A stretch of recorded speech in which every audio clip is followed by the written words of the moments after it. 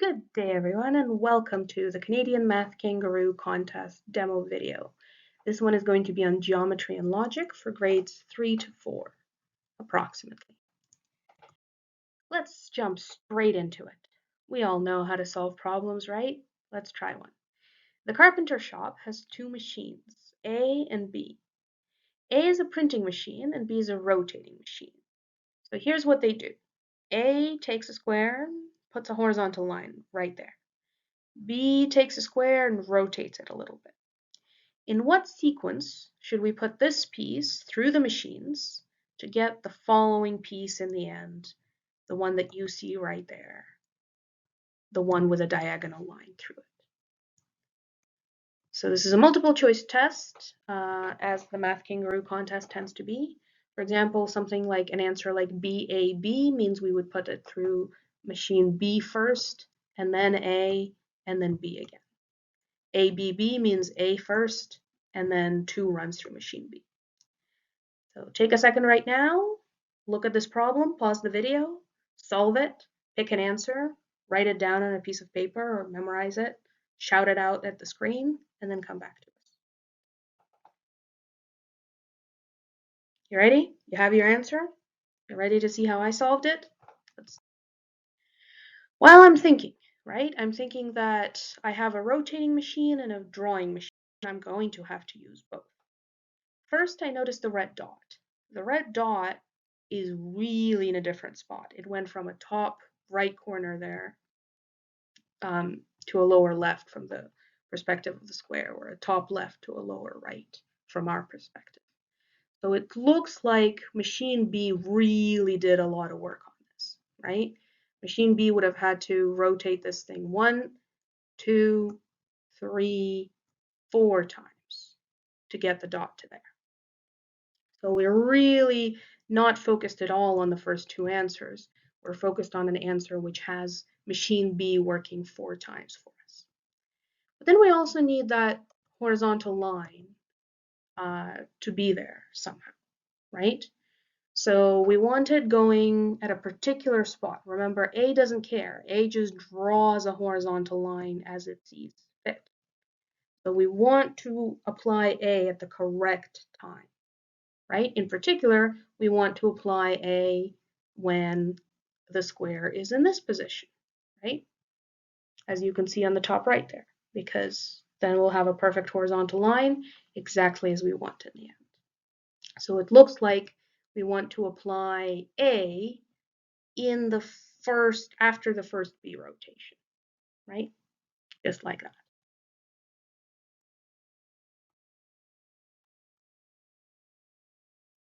So here it is. B would rotate once, and then we would draw our little line, and then B would keep rotating, rotating, rotating until we get our answer.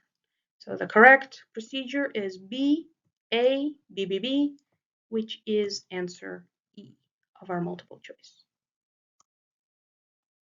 That's the correct answer. Please, Bill made a cube using 27 smaller identical cubes, as you can see in the picture. He painted just the surface of the big cube in gray. How many of the small cubes have exactly 2 faces painted?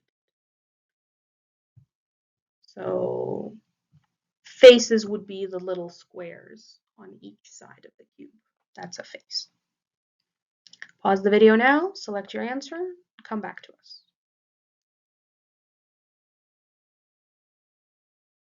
Exactly 2 faces painted, right? So something like this cube right there has 2 faces painted on it. The corner ones have 3, the middle ones have 1. Let's talk about this weird word faces that might seem strange. I don't like the word sides, and mathematicians don't either, because, do I mean like a little side, like a thing like that? Do I mean a corner? Do I mean a whole face of a cube? So what mathematicians do is we say a face would be like a square on the side of a cube. An edge would be a line on the side of a cube. And a vertex would be a little corner.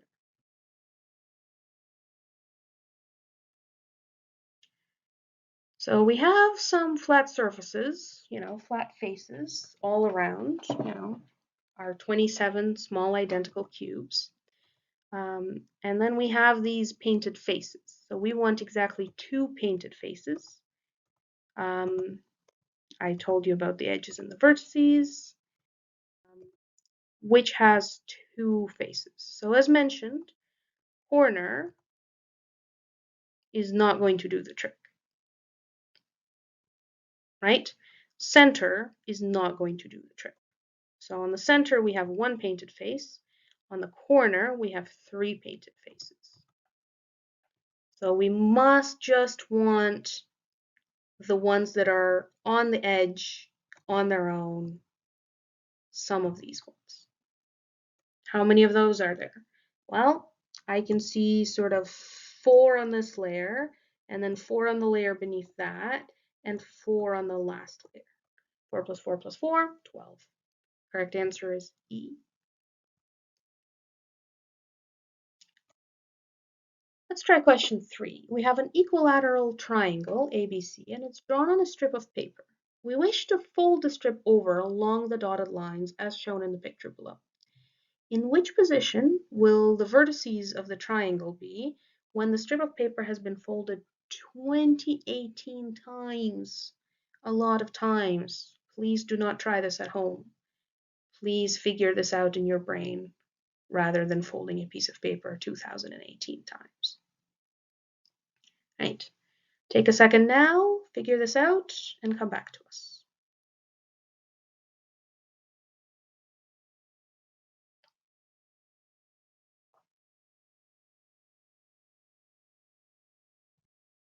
Let's give it a few trial runs in our brains. So when we fold along the line AC, the 2 B's are going to coincide, right? One B will be on top of the other B. So the corner there will go right over there. And then, if we keep folding along, we're going to get that the corner A will go to corner A, and then the corner C will go to corner C, and then A will keep going to A, and so forth. So what pattern are we seeing here, right? When we fold along the line BC, for example, the 2 A's will be on top of each other. And therefore, we make 1, 2, 3, 4, 5, 6 folds, and we have the exact same triangle that we started with, right? So flip, flip, flip, flip, and we're back to the same orientation, ABC. Well, 2018 is not a multiple of 6. 2018 is 2 mod 6, as we say in fancier circles, meaning that it has a remainder of 2 when you divide it by 6. After 2016 folds, we're right back to where we started. And then we just have to make 2 more folds. So one which is going to bring the B over to the B, and one which is going to bring the A, but mess up the B and the C, right?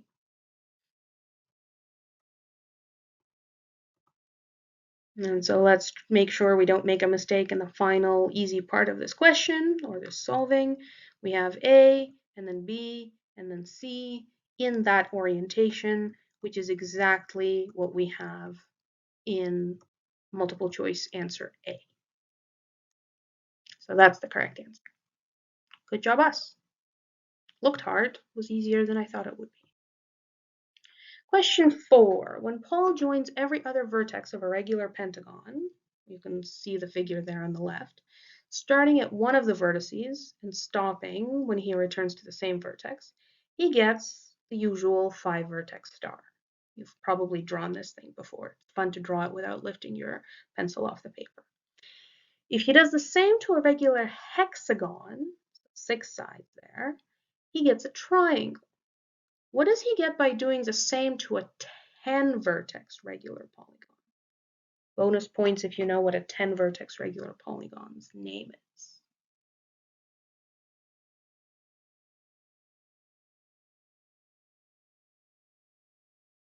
All right, did everybody solve this decagon problem? Let's see what we're going to do. So here is a 10 vertex or 10-sided regular polygon. What does regular mean? Just means that all the sides are the same length, all the angles are the same.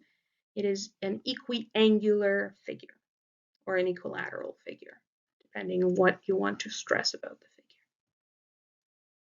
So we have this idea that it's a 10-sided thing that we're working with, 10 corners, 10 sides. So what are we going to draw if we start joining things up, right? So he joins every vertex. So he goes around, around, around, around. What is he getting? So two consecutive vertices are connected by a side, so we can't join those. So if we connect every other vertex, right, we'll connect 1 to 3, 3 to 5, 5 to 7, 7 to 9, 9 to 1. All right. And that looks like a pentagon, is a regular pentagon because all of its sides are the same. So the answer is C, regular polygon with 5 sides, also known as a regular pentagon. Question 5. 20 cards are numbered from 1 to 20. The first player chooses one card without showing it to the second player. The goal of the game for the second player is to guess the number on the card by following the following rules. So the second player says any set or group of numbers from 1 to 20 and is allowed to ask the first player only once whether his card belongs to this group. First player answers honestly, yes or no. No point to this game if we're going to lie to each other. Then the second player is allowed to change the set of numbers and ask only once again. Continues in this manner until the second player guesses the number on the card. What is the minimum number of questions that the second player needs to ask in order to determine the number? Oof, that was a lot for me to read. So pause the video, read over the paragraph again, figure out the game. We're trying to guess the number from 1 to 20 by naming sets of numbers and then having a yes or no about whether or not our mystery number belongs to the set of numbers or the group of numbers that we're thinking.